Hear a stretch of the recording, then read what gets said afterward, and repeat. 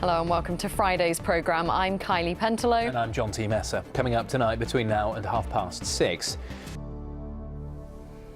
Good evening. People across the West Country are being warned not to drink too much tonight on what is one of the busiest party nights of the year. Our emergency services are warning that celebrations could very quickly turn sour with people at risk of injury or arrest. Well, in a moment we'll be hearing from Public Health England in Plymouth about the dangers. But first, Bob Cruz reports from Exeter on the potential pitfalls of having one drink too many.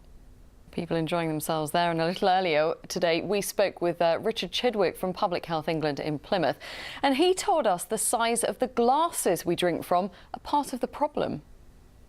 Everyone wants to have a good evening though, don't they, and go out and enjoy themselves. What would be your advice for the maximum number of units that men and women should drink on a night out?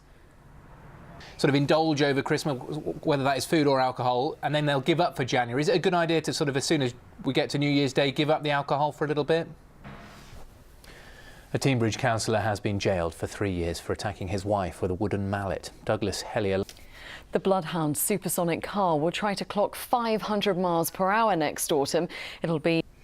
A house has been left badly damaged following a fire in the early hours of this morning in Penzance. More than 20...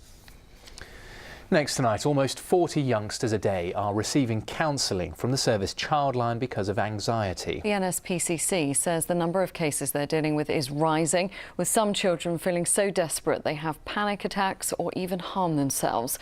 Kevin Ashford has been to one school where they're tackling the issue head-on.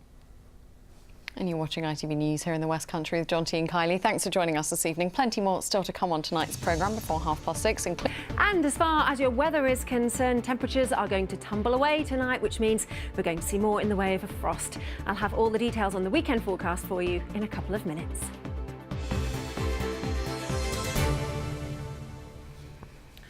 Before that, this time of year is a very busy one for our football and rugby sides, but despite the packed schedules, they are still making time to visit the children's wards of their local hospitals. Well, we caught up with Plymouth Argyle's players to find out how their annual visit helps raise spirits. Jeff Welsh reports.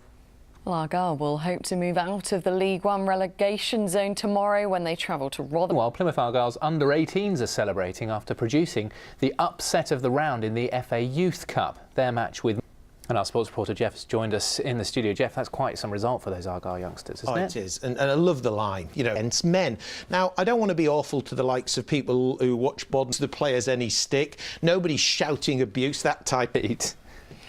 Well, let's move on to rugby, and it's another big weekend for Exeter Chiefs. They're playing Leinster. And in the Ashes' third Test match in Perth, Somerset's Craig Overton impressed again for England. The fast bowler removed both. Now the ITV News continues with the national and the international stories at 6:30. Alistair Stewart has the details. And the main headline here in the West Country this evening, people across the region.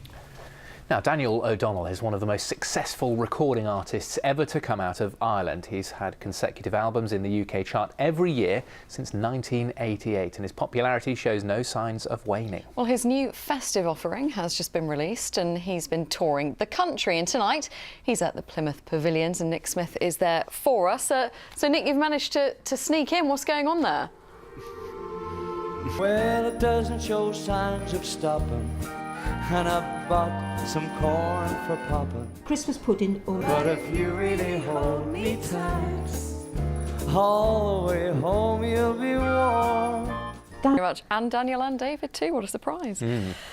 Now it is probably the story we've all been waiting for, isn't it? A chip shop in Columpton has created a special Christmas dinner. It may not be the healthiest way to have your festive lunch. In fact, I don't know many healthy festive lunches, but this one comes deep fried in batter and may contain more than 1,300 calories. So what did we do? We sent Richard Lawrence to have a taste. No, thanks. We're not sure about that. No, I don't want a deep fried mince pie, thanks very much. Now, it is a Christmas jumper day today, and we promised we would get involved. Take a look at these pictures. This is John T and I. And then there's the team coming up too. And you can find them on our Twitter and Facebook page as well, if you want to have a second look for whatever reason. But now it's weather time. Here's Ruth. Hello there, very good evening to you. Hasn't been a bad end to the week. We've had a few showers, but it's frost we're keeping an eye out for over the next couple of hours as temperatures tumble away. Now then, as far as the weekend itself is concerned, there are mixed fortunes. We could well see a scattering of showers through tomorrow, and then by the time we head into Sunday, some more significant wet weather as an area of low pressure heads in our direction. However, once that wet weather has cleared, it should leave us with a much milder airflow. So by the beginning of next week, temperatures should start to feel just that little bit milder. In the meantime, we've got quite a chilly night to get through. We've got a few showers clipping into far western parts, possibly a wintry mix over the highest hills. But elsewhere, the skies will tend to clear overnight. The winds will start to ease back as well. So we could well see a frost, possibly in more sheltered rural spots. We could see a few spots of ice as well, as those temperatures hover around the freezing mark. So a cold, possibly frosty, chilly start then to the weekend. And really, Saturday is a case of more of the same. We'll see plenty of dry, sunny spells, but as the day wears on, you'll notice more in the way of showers starting to push their way in. We could see the odd heavy downpour thrown in for good measure, with, as I say, some dry and bright spells thrown in too. The wind's a little bit brisk around coastal areas, but actually in terms of temperature, tomorrow we should fare pretty well. Highs of around 8, maybe squeezing a 9 in Celsius. And that then sets the tone for the rest of the weekend. Not a particularly pleasant day for Sunday, very, very wet and windy, but the winds become more southwesterly, and that, as I keep saying, is a much milder airflow. So by the time we hit Sunday and into Monday and Tuesday, we should be topping out with highs of around 12 in Celsius. That's it from me. I'll see you a little later. Bye-bye. Thanks very much indeed. And that is it from the two of us this evening. The late news tonight at the normal time of 10:30. But now I'll hand you to Alistair Stewart as the ITV News continues. From all of us here, enjoy your weekend and we'll see you next week. Bye-bye. Bye-bye.